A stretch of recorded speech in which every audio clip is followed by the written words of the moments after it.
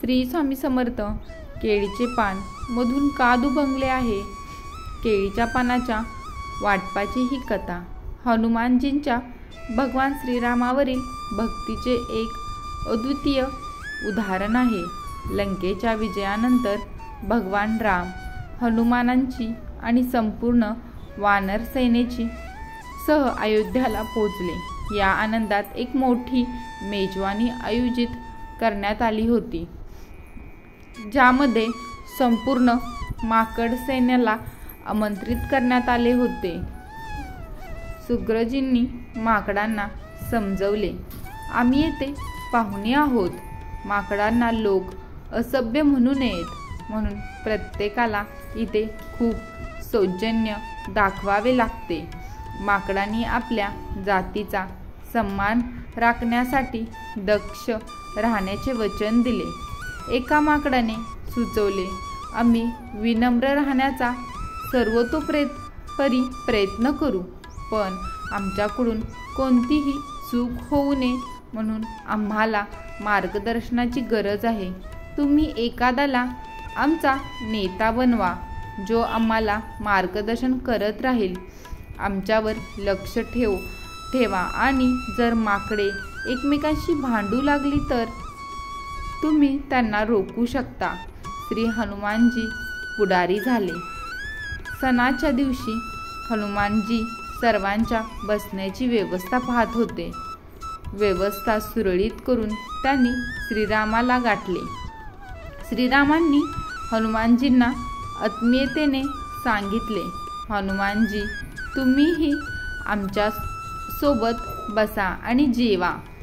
एकीकडे परमेश्वराची इच्छा होती, दुसरीकडे परमेश्वराबरोबर भोजन केल्याने परमेश्वराचा आदर कमी होऊ नये असा विचार आहे।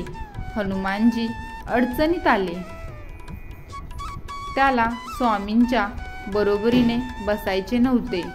भगवंताच्या भोजनानंतरच प्रसाद घ्यायचा होता।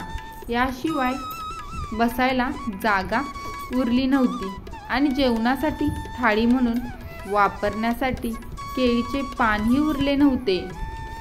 भगवान श्रीरामांनी हनुमानजींच्या मनातील शब्द जाणले। त्यांनी पृथ्वीला हनुमानजी आपल्या शेजारी बसतील एवढी जमीन वाढवण्याचा आदेश दिला। परमेश्वराने एक जागा केली, परंतु केळीचे दुसरे पान केले नाही। ते हनुमानजींना म्हणाले, तुम्ही मला पुत्रासारखे प्रिय आहात, तू माझ्या ताटात केळीच्या पानात खा। यावर श्री हनुमानजी म्हणाले, भगवान मला तुमच्या बरोबरीची इच्छा कधीच नव्हती। सेवक बनून जे सुख मिळते ते बरोबरीने मिळणार नाही, त्यामुळे मी तुमच्या ताटात जेवू शकत नाही। श्रीराम अयोध्यातील सर्व लोकांसमोर वानर जातीचा आदर वाढवण्यासाठी म्हणाले, हनुमान माझ्या हृदयात वास करतो। हनुमानांची पूजा करणे म्हणजे माझीच पूजा करणे। हनुमानांची नाही तर कोणी माझी पूजा केली तर ती पूजा पूर्ण होणार नाही। तेव्हा श्रीरामांनी उजव्या हाताच्या मधल्या बोटाने केळीच्या पानाच्या मध्यभागी एक रेषा काढली, त्यामुळे पान जोडून त्याचे दोन भाग झाले। अशा रीतीने भक्त आणि देव दोघांच्याही भावनांचा मान राखला गेला। श्रीरामांच्या कृपेने केळीच्या पानाचे दोन भाग झाले। केळीची पाने अन्न देण्यासाठी सर्वात शुद्ध मानली जातात। आजही केळीच्या पानांचा उपयोग शुभकार्यात देवांना अन्न अर्पण करण्यासाठी केला जातो। श्री स्वामी समर्थ। व्हिडिओ आवडला असेल तर नक्की चॅनलला लाईक, शेअर आणि सबस्क्राईब करा। धन्यवाद।